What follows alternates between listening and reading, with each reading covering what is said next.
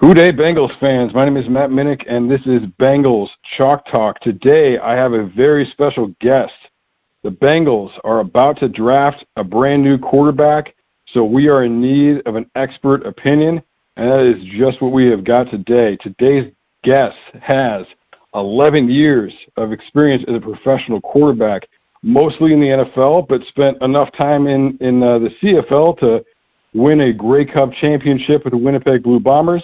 It is Sean Salisbury. Mr. Salisbury, how are you today? Matt, I'm doing well, man. Thanks for having me on. Yeah, appreciate you being here. So you're the host of the Sean Salisbury Show, which is on Talk 790 in Houston from 6 to 10 a.m. Central Time. You can also find it on the iHeartRadio app. So if you're interested in following along. Now, long before Wilbon and Kornheiser, there was Sean Salisbury and John Clayton, the original two guys arguing about sports on TV. I've got to know, as long as I've got you on, did you and Clayton always disagree, or did you just kind of make it interesting by arguing opposite views? Well, unlike the stuff you see nowadays, it's scripted and planned out and hot take artists. Well, John and I did, and we're still, to this day, on my Sports Talk 790 show. He comes on Fridays, and I go on his ESPN 710 show in Seattle on Tuesdays every week. We still play four downs on both shows, and it was the first one. And don't people can decide if they loved it or not. I still get people asking me questions of, do you hate John Clayton? John is one of my very dearest friends and prepared, and we love competing against each other, but we never scripted that. Ever. And it was never, John, you say this and I'll say this.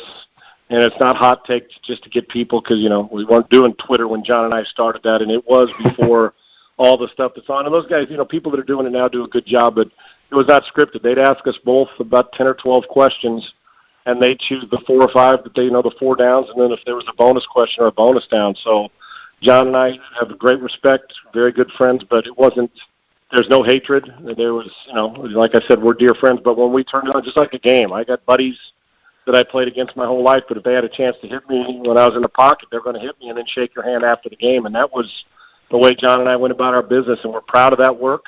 Quite frankly, I think we both believe it should still be on TV and bring the original back, but that's going to be up to somebody who decides to do it. But we loved it, and I appreciate the compliment. But he was and still is a very hard-working. He got some good zingers in, but we get after it. But that was never, ever scripted, or we never were told what to say. Yeah, that was great. That was always something to look forward to. Now, you have the Let It Rip Quarterback Academy, where you're coaching a lot of young quarterbacks. You also coached Adam Sandler for the remake of The Longest Yard, and you appeared in Benchwarmers with Sandler. What was it like coaching an actor, as opposed to coaching some of these young quarterbacks?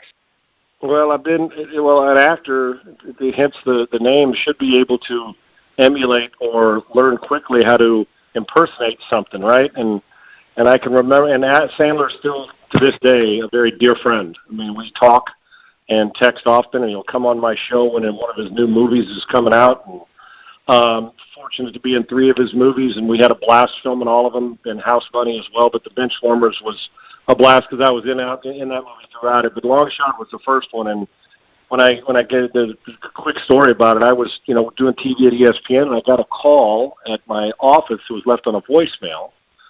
It said, "This so and so from Happy Madison Productions like to talk to you if you could call back." I thought it was one of my buddies joking. I didn't call back.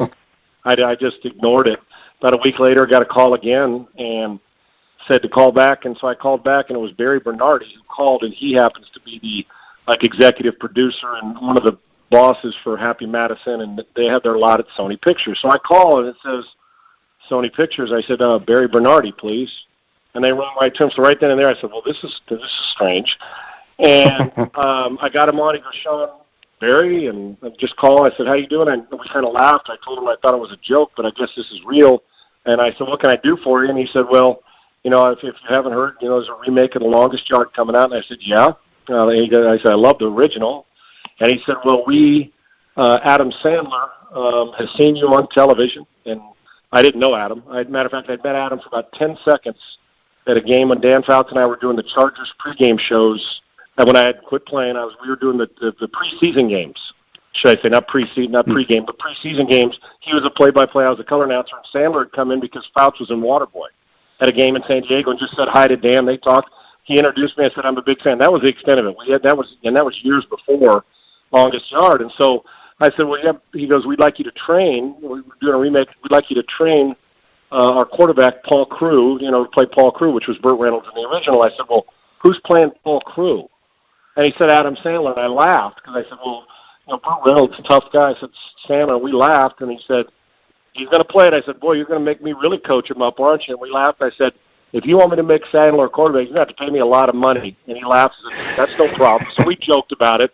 And I said, I'd be honored. And I said, when? And he said, well, can you come out here in the next week? So Agent and I flew out there, walk into Sony Pictures lot, and there's Sandler and Spade and Schneider and the producer and the director. And I walk in, and you see these guys walking around. Sandler's in a pair of, big old baggy cargo shorts and high-top tennis shoes with a T-shirt. And it's just like you would imagine him. And so there's probably 12 to 15 people in the room, and I'm like, I told my agent, I said, man, I was intimidating. I watch all his movies. I'm a fan. I'm looking at these guys. I'm thinking, this is not my element. Well, and so he said, just tell them what you want, what you expect, and they'll tell you. So we went through it. And I just said, well, listen, what do you expect from me? And then he said, well, what do you expect from me? I said, well, I expect you to make most of the throws because my reputation's on the line training you, and we'll get this done right, and they were going to work.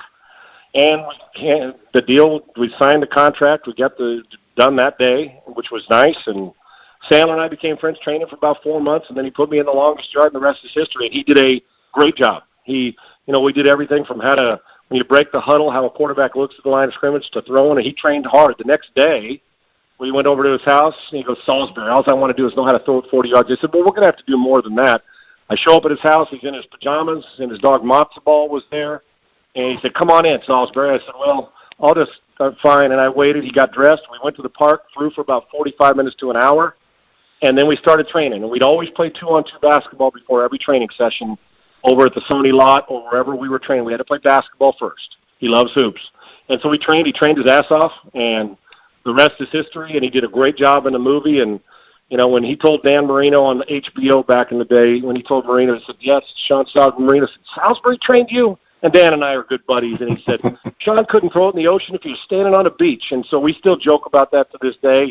And so it's the only thing I'll ever have better than Marino, that I got to train Sandler, and he didn't. So Sandman's been a good friend ever since, and he's exactly what you think. Classy, loyal, honorable, great family man, and a great friend. And we had some of the best laughs of my life, not only on that set with Chris Rock, but on the other 2 movies I did, and remained friends ever since. But it was an honor to train him. I'll tell you what, when I laughed with the guys about him being Paul Crewe with Barry Bernardi, he actually turned out to be not only did he play the role well, but and then Burt Reynolds obviously was in the second one too in a different role, but he threw the ball, he spun it, he did it from the drills you saw him do while they were in the yard, while he was trying to pick his team and flicking the ball. We practiced that, how to lick his fingers, the eye black where he wore his towel, all that stuff, and dropping back and throwing. And he did it all except take the hits. So I was proud of him. It's still an honor to this day, and people still talk about it. But more importantly, his friendship and how hard he worked to make sure that role was believable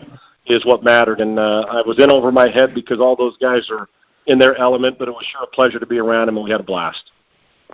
Yeah, that's really cool. And if I can train Sandler, I tell quarterbacks, if I can train Sandler to be good, hell, I can imagine what I can do with Joe Burrow or one of those guys, right? They make me look really good now. But he was fun to train, and he is as good a guy. What you think about him class-wise and what you think about him as a good person is he's great at what he does with the movies, but he's 10 times better human being. So I was honored to be a part of it. Well, you mentioned Burrow, so we had some fun questions there to start with, but obviously brought you here for your quarterback expertise. So Burrow, coming off arguably the best season in college football history, what are your thoughts about Burrow and how he might transition to the NFL? Well, I don't think it was. I don't think it was what may have been the best college football season. I've never seen one better. I just haven't. And I am a huge, LSU football fan. I went to SC, but they've my former head coach, John Robinson, is a consultant. Fred Orgeron there. So, and I almost took a job as an analyst with them the summer before Burrow's first year at LSU. But because I trained quarterbacks and the guys they were recruiting, I couldn't take it. So I went up there and visited with them. So there's a special affinity for me. And I can remember Ed Orgeron saying, well, we got this kid coming from Ohio State that's a graduate it's a transfer, not a great transfer, and he'll have 2 years. And I said, who? He goes, Burrow. I go, oh, yeah, I remember him, high school and the rest of it and what he's done. He goes, he's coming in. He goes, I think we got a pretty good player coming in. And boy, was he right. And the first year, he learned, and then they got the offense with Joe Brady and Steve Ensminger working together. Listen, man, the only knock on Burrow that you're going to hear, or that I understand, let's put it this way, the only knock is, well, he did it 1 year. And we'll look at all the weapons. Well, I can say, well, Tua did it 2 years, and Tua's a great player, but look at all his weapons. And LSU's got good football players, but I've seen a lot of good quarterbacks and good football players haven't been very good. So if you want to say, I got to see Burrow do it again, well, that's fine. And you're not going to see 60 touchdown passes, but if you see that guy, but what's not to like? Attitude, meaning swagger, and it's not fake swagger. There's plenty of guys who throw fake swagger on you. That's not Joe Burrow. And let me backtrack. The Cincinnati Bengals would have to be drug tested and on crack if they did not draft him. Or if they were to trade that pick, it better be for a haul so big that we look at the team that gave the haul and say, are you guys crazy for giving up that much for Joe? That's how the regard I hold Burrow in. Hometown kid, you have to take him, but you don't just have to take a hometown kid because he's the best quarterback out there right now. And I judge my quarterbacks when I watch tape of them, and when I evaluate them, there can't be, especially when you draft a quarterback in the first 5 picks, you're not drafting him just to be a starter. You're drafting him to be an elite franchise quarterback who is a Hall of Fame type player. That's what you project out. You do. I do. I don't draft the first pick of the draft to just be a good player. I draft him because I think 12 years later, and then 5 years after that he may be wearing a mustard-colored jacket. That's how you've got to think when you're drafting and evaluating the toughest position in sports to evaluate, a quarterback. Well, the only if is, well, what if that was just a one-hit season? And I saw enough to tell me it's not, and here's why. Aside from the swagger and the real swagger, and what I needed to see, I saw. And it was the last game of the season. I saw all the other stuff. I needed to know how he would overcome getting his ass handed to him early in a game. I did.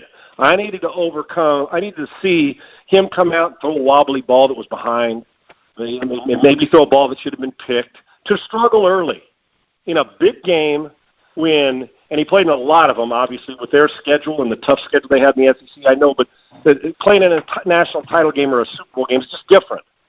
And so I needed to see him go through where it wasn't everything. Hey, they were kicking people's ass, averaging 50 points a game. He was playing against teams, even though they were great teams, like they were playing 7-on-7. That's how good he was. And then he and Joe Brady and Ensminger all just kind of fit perfect. But I needed to see him struggle in a huge game that meant something big and see how he overcame it for me. And he didn't just overcome it.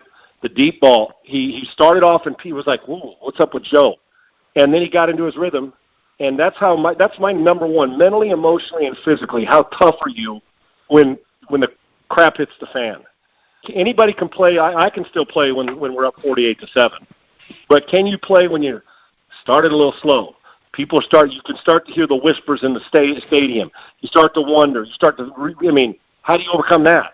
Well, he did. And so that's the only if. Well, was it just one season? But I saw enough of accuracy.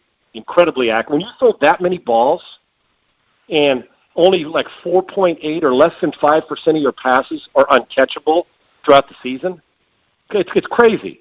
Think about this now. I saw a stat. I don't know if you've seen it. He threw 60 touchdowns and 40 balls that were not catchable throughout the season. Now, I want you to think about that were off target. He threw more touchdowns than off-target passes. So, and don't get caught up in all this arm strength. Oh, he doesn't have Mahomes' arm. Who does? Who does? I trained with Steve Young when we played. We threw on the same field. Steve Young, decent arm. Drew Brees, decent arm. Joe Montana, decent arm. But what they all had is accuracy, on time, tough, knew where they wanted to throw it. Burrow's got that kind of accuracy, plenty of arm, his anticipation. He throws receivers open instead of wait till they're open. He coaches kid. He's got all those things you want, and the players love him because he's demanding. He's demanding of them, demanding of himself, and just he's one of those guys when you walk in the building, you think, I got a chance to win. And the Cincinnati Bengals must make this choice, and I think it's, in my mind, without question, the right choice. And he's got great feet outside the pocket. He's probably, and this is my favorite thing about him when it comes to the measurables. We never know how, I think his heart's there. We've seen that, his toughness and all that. I don't have any question about any of that. But his pocket presence is about as good as you'll find in a quarterback in the last 2 decades. I'm just talking about the ability to reset, shuffle, keep your head up the field, throw to a window, know when to throw it away. He's phenomenal at pocket presence without staring at the rush. He sees the coverage and feels the rush. I just think the Cincinnati Bengals, and they've done some good things this offseason by going and getting some players and spending some money finally, and they've got good receiving core. Hopefully, A.J. Green sticks around for a longer time because he wants to be around Joe. There could be some major steps forward this year, and I respect Andy Dalton, but you have to draft the guy. He's special, and he's a different cat, and I like that. Yeah, absolutely. And I love what you said about the adversity you faced against Clemson. That's a team that, first of all, their defensive coordinator is as good as any defensive coordinator in the NFL. And that's a defense that's loaded with NFL talent year in and year out. So, he's seeing basically the same level of competition in that game, and with extra time to prepare for a championship game like that he's going to see in the NFL. And, really, this was an incredible year for championship games because what we saw out of Burrow in that game was similar to what we saw out of Mahomes in the Super Bowl, where Mahomes wasn't killing it at the beginning of the Super Bowl. They were taking away what he wanted to do. They were keeping him in the pocket. They were staying on top of the deep ball, and he just kept coming. And to me, like, both of them just showed that toughness and that ability to overcome adversity on the biggest stages they've ever been on. Yeah, I trained quarterbacks, like I said, all over, and I can tell you one thing: there's certain things I can't teach height.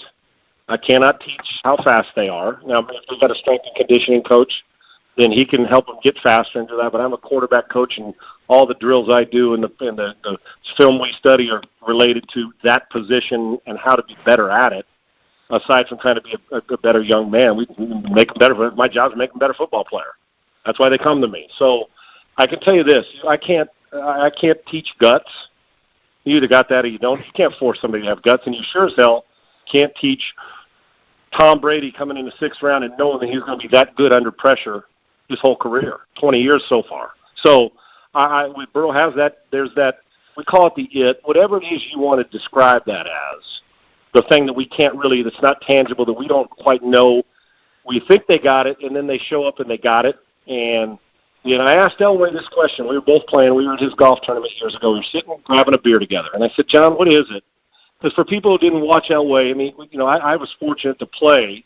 I wasn't one of them, but I played during that era of it was the golden era quarterbacks. Now, we're getting a new one now. But Elway, Marino, Kelly, Eason, O'Brien, Montana, Favre, Young, I know Warren Moon. The list goes on and on. It was the best. That's the golden era quarterbacks, and John and Elway, and as I mentioned, Dan.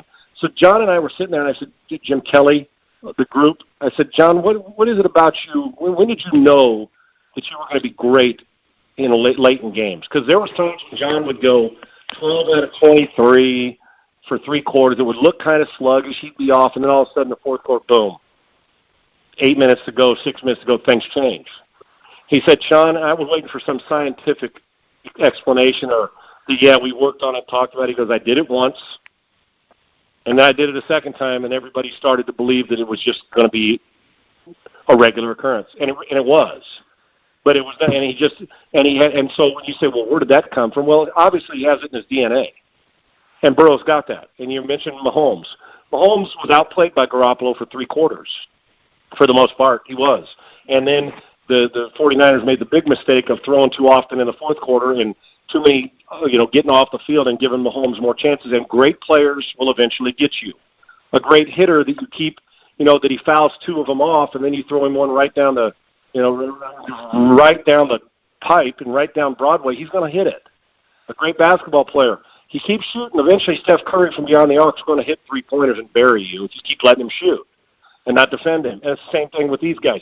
You keep giving them chances, then eventually they're going to get you. And I always, listen, if you show me a quarterback who never went through adversity, think about it, they were undefeated. They kicked everybody, like we said, and then they faced adversity in moments in games, but this is the biggest one. And he's also facing the quarterback that everybody thinks the best thing in the last 40 years in Trevor Lawrence, right? Mm-hmm. So you're facing that. Well, Lawrence is a better player. Well, he outplayed Lawrence, although Lawrence is special too. He's got all the things we're talking about. But so you got all this, and you're like, okay. And then he almost took a deep breath and settled back in. And quarterbacks who have not been just like a human being, you got to go through rock bottom to understand what that looks like, then to come out on the other side. I'm better at life than I was at quarterback because I know what rock bottom looks like in both, but I was able to overcome life rock bottom at times better than football. What caused me more trouble aside from two shredded knees is I didn't overcome a bad play fast enough. Sorry, my dog barking at me. He said, "Dad, you should have overcome a better play."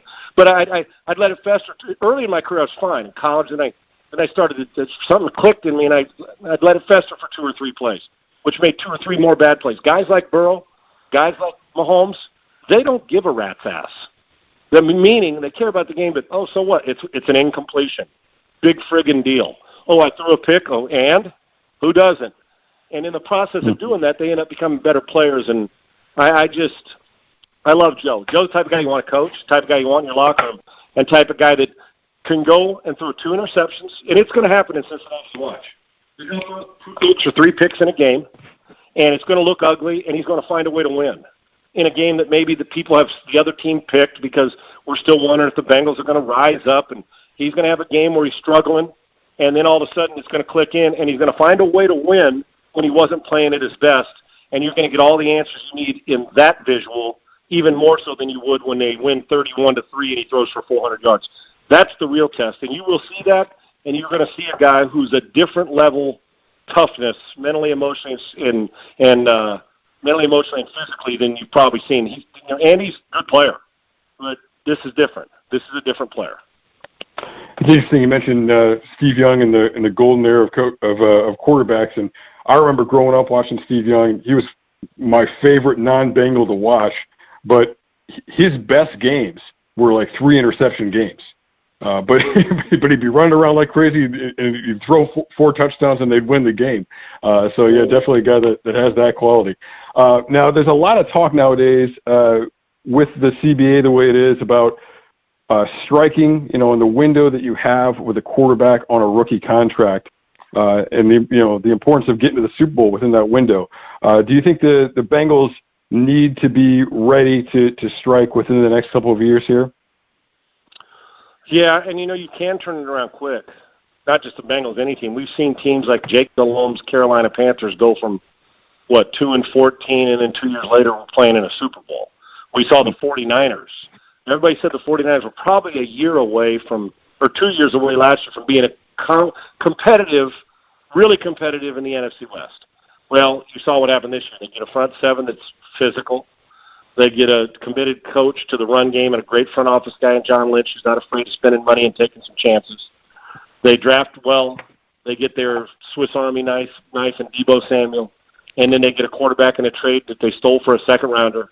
And you put it all together, and then they protect the football and knock you in the mouth and beat your ass defensively, and they're in the Super Bowl before we thought they'd be. So you can see how quickly, and it starts right there.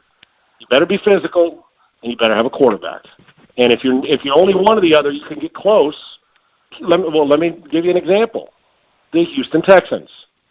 The coach has made some suspect decisions as a general manager, but you got Deshaun Watson, so every game you got a chance to win. He's on a rookie contract. You got a couple good players, but now you lost Hopkins, but they're good enough to go 10-6 with their previous team, but they're just not quite physical or good enough to close out Kansas City when you're up 24-0, and you got a lead heading into halftime. So that's it. And to me, and the Bengals fans have seen this movie, get to the playoffs and not win a playoff game. Listen, I'm just going to tell you how I feel. If 10-6 and getting to the playoffs is good enough, then you're telling me, and I'm not saying, I know what the Bengal fans, I believe their fan base, I know what they crave. I believe all you are, to me, get to the playoffs and lose. Now with 14 teams going to go to the playoffs, even when we had it at 12, then you're just everybody gets a ribbon. It's the feel-good, hey, man, we got to the playoffs and we got a little extra paycheck, and so we finished in 12th place because we were in the wild card game and got beat. That doesn't do crap for me. Okay, it's great. Yeah, you want to win the division more. You want to finish in third, but it isn't the goal. It's not just to get there. And Bengals fans have had to suffer through this for a long time. Get there or not get there, but when they get there, to get beat. And they've had some talented teams, so that's what he's really doing. It's not just the quarterback. Don't misunderstand me, but there's guys that make a difference. Look what Mahomes in 2 years has done in Kansas City. Look what 2 years of starting. He's got an MVP and a Super Bowl ring.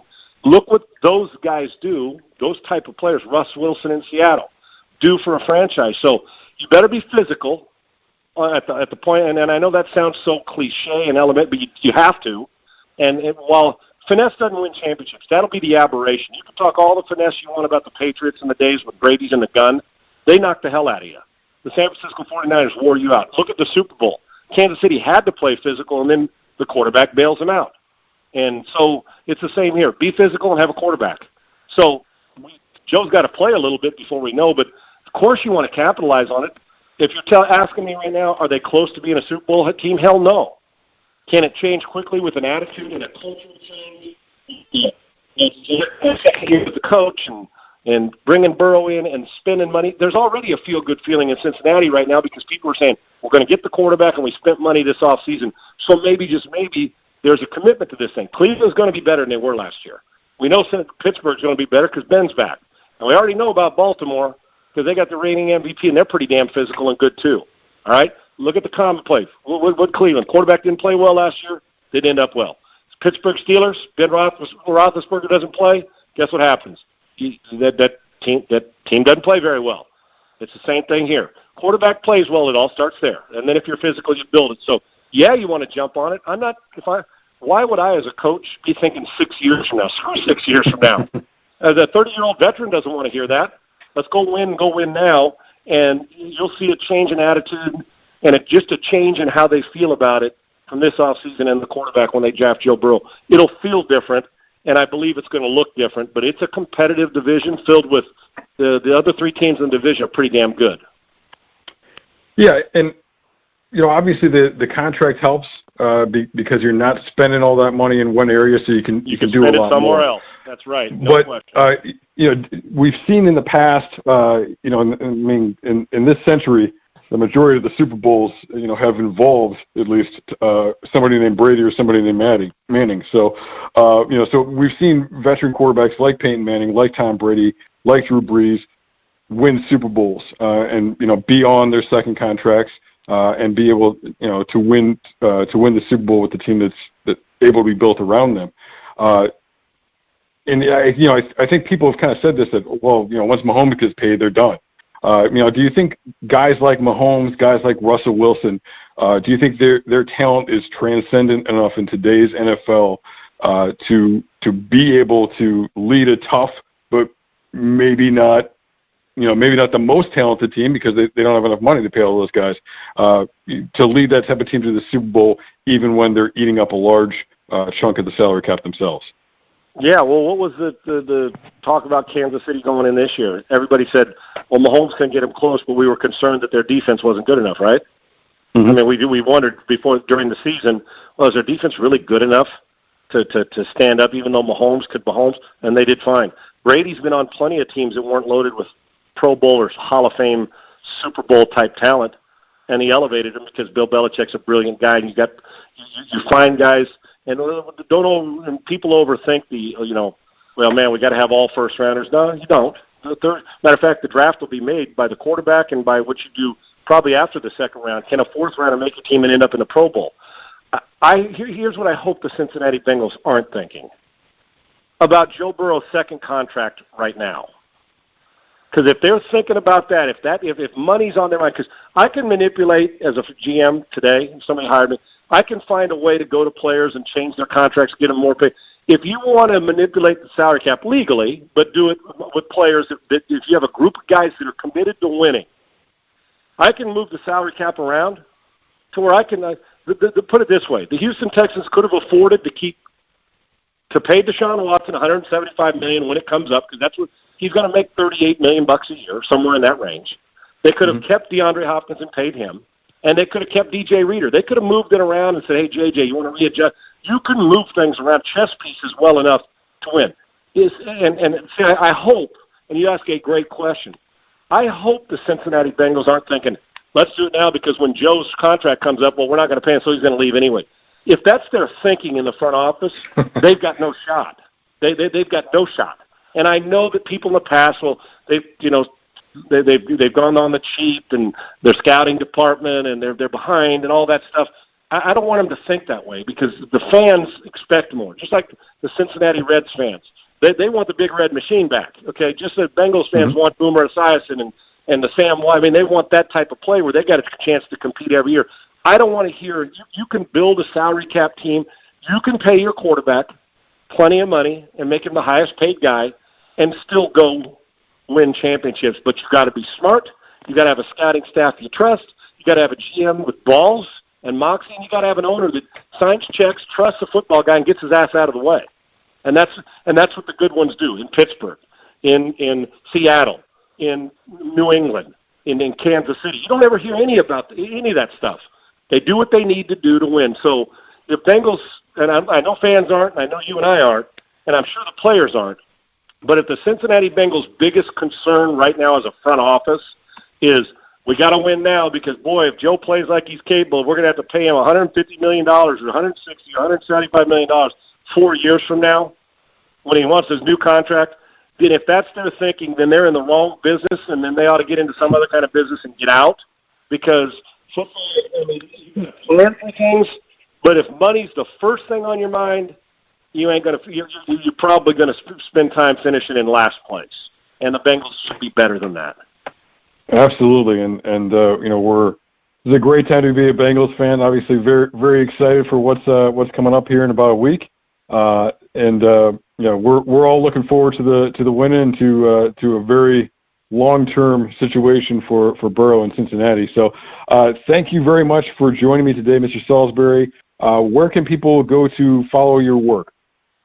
Well, they go to sports790.com in Houston. It's the iHeartRadio app. You can listen live 6 to 10 Central, or you can go to sports790.com, and that's the blog where the podcast runs. And you can follow me at Sean, S-E-A-N, Unfiltered, Sean Unfiltered on Twitter. And it's sure great to be on with you. I know we had a good, long conversation, but anytime you need me, I'd be happy to go on. And good luck to put it this way, you don't want to be picking first very often. So they got the guy finally, and hopefully they won't be picking first in the next couple of years. But great sports town, and it's great to be on with you, man. I appreciate it. Yeah, appreciate you too. So we are closing in on the NFL draft. We've got lots of great stuff coming up here on the podcast. Great shows coming up. More great guests lined up. Awesome coverage throughout the Cincy Jungle platform. All the in-depth breakdowns of the selections after the pick will be available there. So make sure you're checking that stuff out. I am Matt Minich. My guest today was Sean Salisbury. Thank you for listening.